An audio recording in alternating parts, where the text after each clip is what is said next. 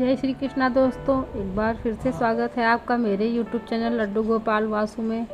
दोस्तों, आज मैं आप लोगों के लिए भक्ति ज्ञान मार्ग से जुड़ी हुई दूसरी जानकारी लेकर आई हूँ। तो दोस्तों शुरू करते हैं, देर न करते हुए इस कहानी को आगे बढ़ाते हैं। दोस्तों, आज बात करेंगे भगवान विष्णु के वक्षस्थल पर क्यों है पग चिन्ह। दोस्तों, द्वापर युग की समाप्ति और कलयुग के आरंभ होने पर एक बार ब्रह्मा जी ने नारद जी से कहा, कलयुग में सारा संसार अशांति और असत्य में डूब जाएगा। कलयुग में भगवान नारायण ने अवतार धारण नहीं किया है, इसलिए तुम अपने कौशल से ऐसा कोई उपाय करो जिससे भगवान भूलोक में अवतार धारण करें। तब मानव भक्ति युक्त होकर मोक्ष को प्राप्त करेगा। पिता की बात सुनकर नारद जी भूलोक में गंगा किनारे आए, जहाँ समस्त ऋषिगण एकत्रित होकर जन कल्याण के लिए एक विशाल यज्ञ कर रहे थे। नारद जी ने मुनियों से पूछा, संसार की भलाई के लिए किया जाने वाला यज्ञ साधारण नहीं होता है, इसलिए इसका फल पाने वाला भी साधारण नहीं होना चाहिए। इस यज्ञ का फल आप किसे दे रहे हैं? सबसे पहले ये जानने का प्रयत्न कीजिए कि त्रिमूर्तियों में कौन सा सत्वगुण संपन्न है और कौन सा मोक्ष फल का दाता है। अतः यज्ञ का फल उनमें से किसे देना चाहिए। मुनियों ने कहा, नारद तुम बहुत बुद्धिशाली हो, अतः तुम ही बताओ ब्रह्मा विष्णु और महेश में किसको यज्ञ का फल देना चाहिए। एक सृष्टि करता है, दूसरा पालन करता है और तीसरा रुद्रमूर्ति है। तीनों ही एक दूसरे से कम नहीं हैं, अतः इनकी परीक्षा कर लेनी चाहिए। इस कार्य के लिए भृगु ऋषि ही श्रेष्ठ हैं, क्योंकि जैसे भगवान शिव का तीसरा नेत्र ललाट पर है, इनका तीसरा तपोनेत्र चरण में है। त्रिमूर्ति में कौन श्रेष्ठ है, इसकी परीक्षा करने के लिए भृगु ऋषि मान गए। मित्रों, सर्वप्रथम भृगु ऋषि सत्यलोक गए, जहाँ ब्रह्मा जी, वरुण, अग्नि आदि दिक्पालकों से सृष्टि के संबंध में चर्चा कर रहे थे। भृगु ऋषि काफी देर तक ब्रह्म सभा में खड़े रहे, परंतु किसी ने भी उनकी ओर ध्यान नहीं दिया।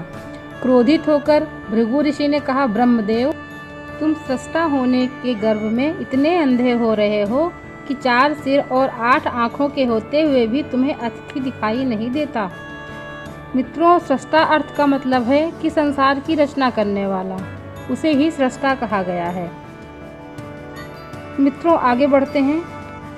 हे ब्रह्मदेव, तुम में जो रजोगुण की प्रधानता है, अतिथि के अपमान के लिए मैं तुम्हें श्राप देता हूँ कि पृथ्वी पर कहीं भी ना तो तुम्हारी पूजा होगी और ना ही मंदिर होगा।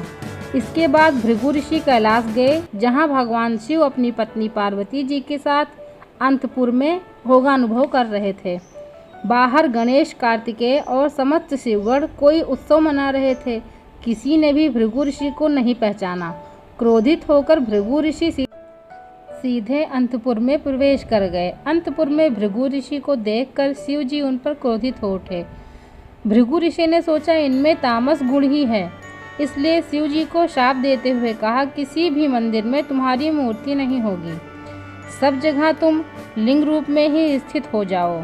जब भृगु ऋषि बैकुंठ लोक में वापस पहुँचे, जहाँ भगवान विष्णु शेष शैया पर शयन कर रहे थे और लक्ष्मी जी उनकी पाद सेवा कर रही थीं, यह देखकर भृगु ऋषि का पारा और चढ़ गया। सोचने लगे कि ये तो सारा दिन सोते ही रहते हैं। उन्होंने भगवान विष्णु के वक्षस्थल पर पदाघात करते हुए कहा, हमारे आने पर भी तुम सोते हो, उठो। भृगु ऋषि की पदाघात से विष्णु जी ने शेष शैया से उतरकर उनके चरण पकड़ लिए और लक्ष्मी जी को उनके लिए पाद्य अर्घ आदि लाने के लिए कहा। भगवान विष्णु ने भृगु ऋषि से कहा, क्षमा करो महात्मन, कौस्तुभ आदि के युक्त हारों को पहनने से मेरी छाती बहुत कठोर है। इस पर पदाघात करने से आपके सुकुमार चरण को कितना कष्ट हुआ होगा, मुझे अपना दास समझकर क्षमा करना। मैं आपके चरण छूता हूँ। भगवान ने भृगु लांछन चिन्ह छाती में धारण कर लिया। भगवान विष्णु ने भृगु ऋषि का पांव हाथ में लेकर उनके तपोनेत्र को अपनी उंगलियों से खींचकर सागर में फेंक दिया, जिससे भृगु ऋषि का सारा गर्व जाता रहा।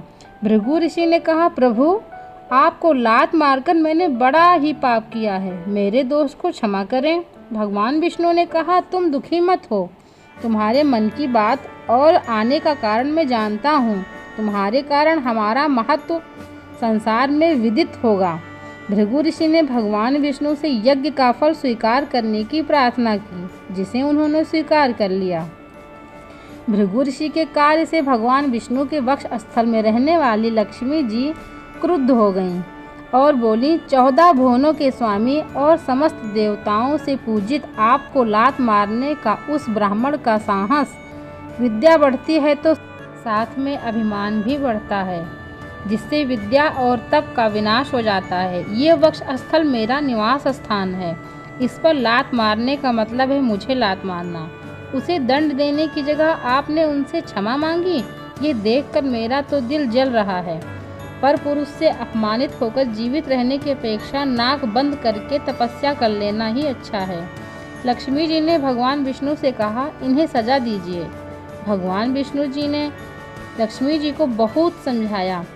भक्तों की मन की बात को जानना बहुत ही कठिन है।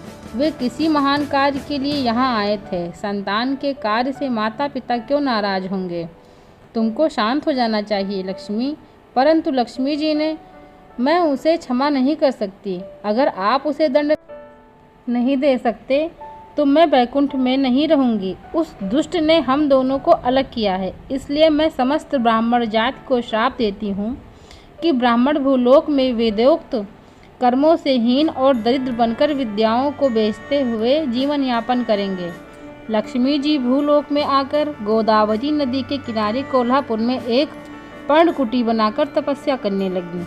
यहाँ वे अकेली हैं, नारायण साथ में नहीं हैं। कोल्हापुर में उनका उग्र स्वरूप है। आंखें बहुत बड़ी हैं। तब से उन्होंने निश्चय किया कि ब्राह्मण बहुत अभिमानी होते हैं, अतः मुझे ब्राह्मणों के घर नहीं जाना चाहिए। परंतु भगवान ने ब्राह्मणों को क्षमा कर दिया। मित्रों कहते हैं, क्षमा बड़न को चाहिए, छोटन को उत्पात, कह रहीम हरिका घटेओ जो भृगुमारी लात। इस प्रसंग से भगवान ने यही शिक्षा दी है कि किसी ने तुम्हें दुख दिया, गाली दी, अपमान किया तो उसे सह लो। इतना ही नहीं, उस पर करुणा करो, उसे क्षमा करो। यदि संसार के सभी जीवों में मनुष्य इस तरह की क्षमता रखेगा तो उससे परमात्मा और भी प्रसन्न होंगे। मित्रों, आपको ये ज्ञान की बात कैसी लगी हमें कमेंट बॉक्स में ज़रूर बताएं। ज्ञान की बात अगर अच्छी लगी हो तो मेरे चैनल को सब्सक्राइब करें, वीडियो को लाइक करें। धन्यवाद। जय श्री कृष्णा। राधे राधे।